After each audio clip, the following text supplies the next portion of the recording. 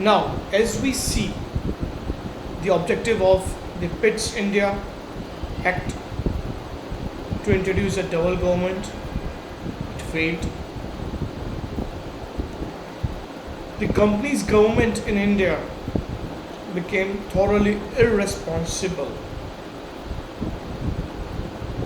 At this stage, where the circumstances were going against the company, the first war of independence of the year 1857 gave a severe death blow to the company's rule, and a result of which the British Parliament passed an act for a better government in India, which is referred as the Government of India Act 1858.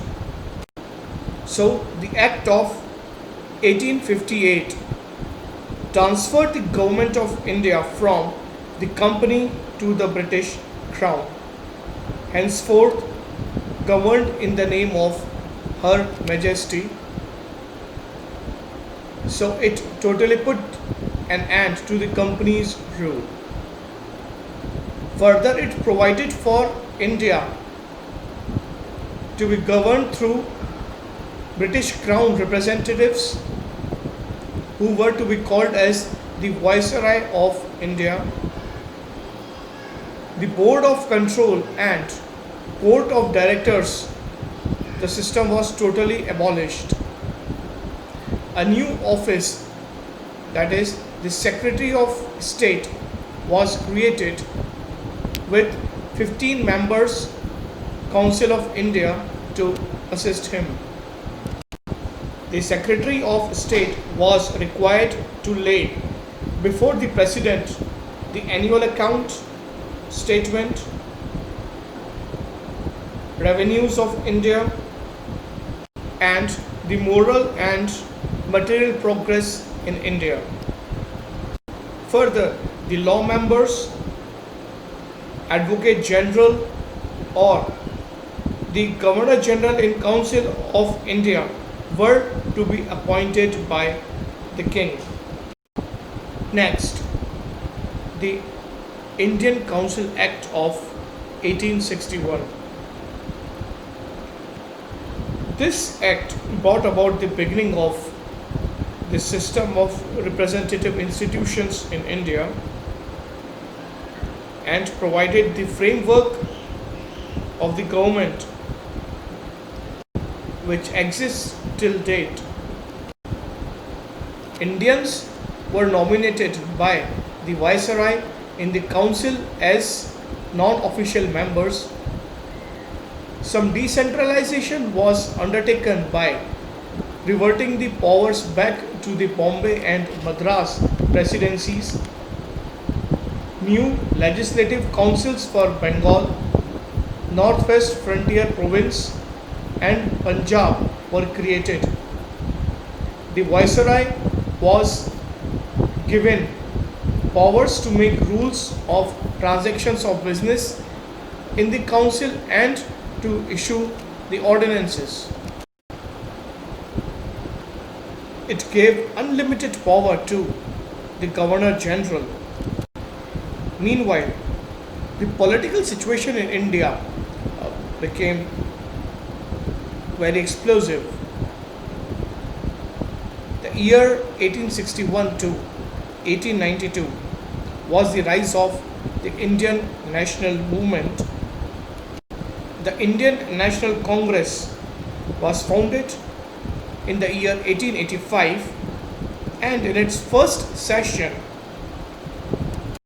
it passed resolution expressing grave dissatisfaction at the existing system of the government.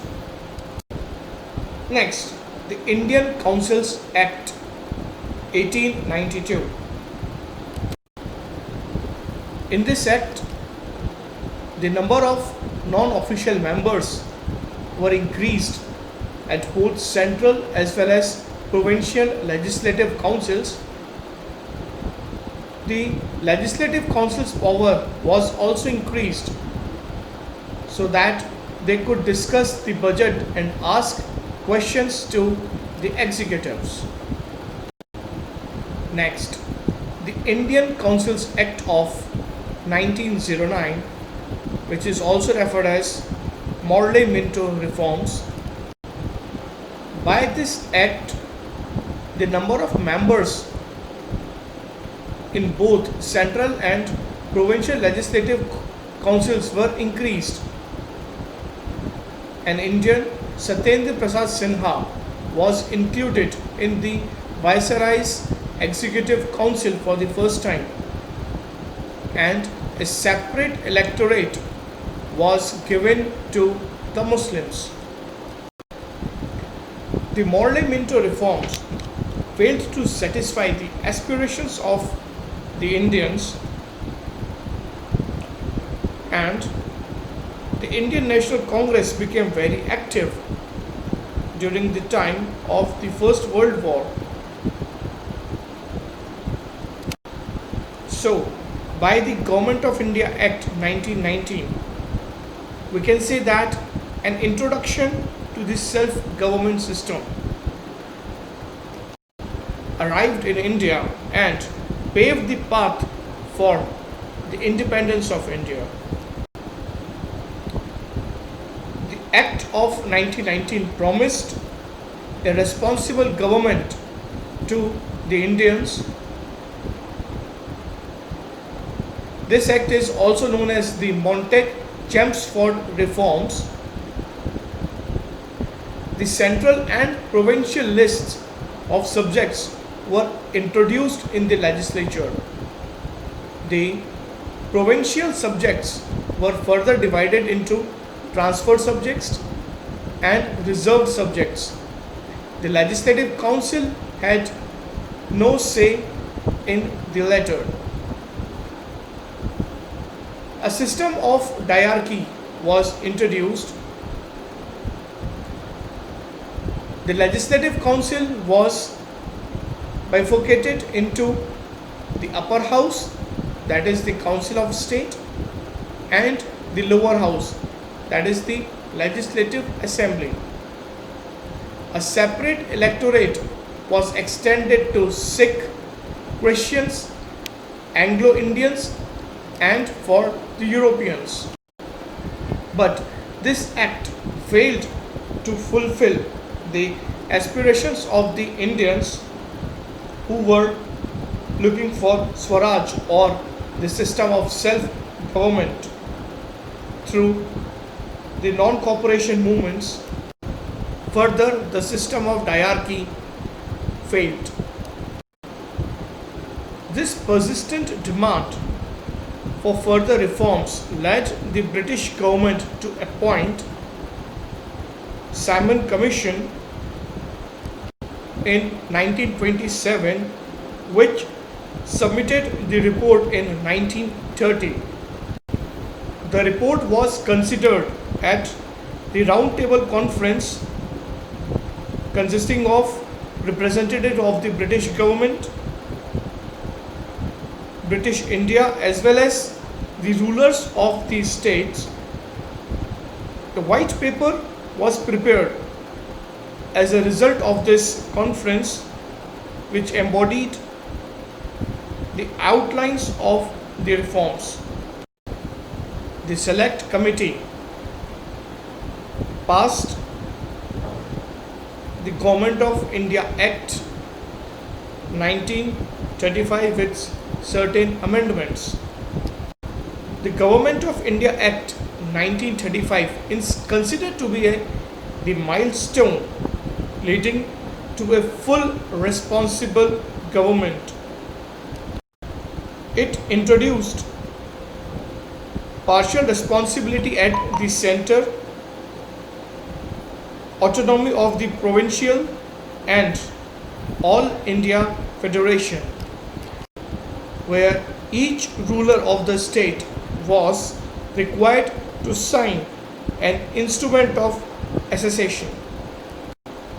Further, the system of diarchy was introduced at the center, with transferred and reserved subjects, while the diarchy was abolished at the provinces. The legislature of Bengal, Bombay, Madras, Bihar, Assam, and United Province were made bicameral. It provided for the formation of the Reserve Bank of India. The power between the center state were divided in terms of federalist, provincial list, and the concurrent list. Further, the federal courts and its jurisdiction was established. Further, the Government of India Act 1935 was criticized by almost all parties in India, and by the broke out of World War II in the year 1939, the British government declared India as a belligerent country at a war with the Germany. This was done without consulting the Indian leaders and the legislatures. Consequently, the Congress ministers resigned from the office on the issue of participation of India in the war. Look into it. In the year 1942, the British government appointed Cripps Mission for the negotiations with the Indian leaders and to secure their cooperation in the war. The Indians flatly refused to the proposal made by the Cripps Mission and rejected it. Meanwhile, the Labour Party came into power in the England, which were more sympathetic towards the Indians, and sent a cabinet mission in the year 1946. It recommended for the Union of India, comprising the British India and the states, with exception of the reserved subjects, the paramountcy of the British Crown to be lapsed. It further proposed the framing of new constitution and constituent assembly, and to form an interim government with the support of major political parties. So, this proposal of the cabinet mission were accepted, and in the year 1946, the elections to the Constituent Assembly took place. Next, the Indian Independence Act 1947. It provided to the enactment of Mountbatten Plan of June 3rd, 1947. It provided for the creation of two independent dominions, India and Pakistan. Each dominion to have Governor General to be appointed by the King. The constituent assemblies of both dominion were empowered to frame laws for their respective territories till the new constitution came into force. It ended the British rule and declared India to be independent from 15 August 1947.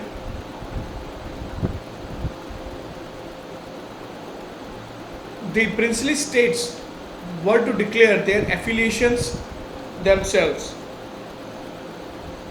This act proclaimed the lapse of British paramountcy over the Indian territory. The struggle for independence was thus over by August 15, 1947, but the attainment of independence was not an end in itself. It was only a beginning of a struggle to live as an independent state to establish the democracy based on the idea of justice, liberty, equality, fraternity. The need of the new constitution forming the basic law of the land for the realization of these ideas, it was paramount. Therefore, the first and the foremost task undertaken by the independent India was the framing of its new constitution. The first meeting of the Constituent Assembly was held on 9th December 1946. On December 11, Dr. Rajendra Prasad was elected as the permanent chairman, while the Muslim League boycotted this assembly. Then on August 29, 1947, a drafting committee of 7 members was set up under the chairmanship of Dr. B.R. Ambedkar. The draft constitution was published in the January 1948, and the Indians were given 8 months to discuss the draft and propose amendments. The Constituent Assembly held 11 sessions, and in all it sat for 2 years, 11 months and 18 days. So, the new constitution was adopted by the Constituent Assembly on 26th November 1949. Article 5, 6, 7, 8, 9, 60, 324, 366, 367, 372, 380, 388, 391, 392 and 393 came into force at once. The remaining provisions came into force on January 26, 1950, which is the date of the commencement of the Constitution under the Article 394. The name of the Constitution is the Constitution of India, enshrined under the Article 393. The provisions has been made for the authoritative text of the Constitution of India in Hindi language, which is enshrined under Article 394A.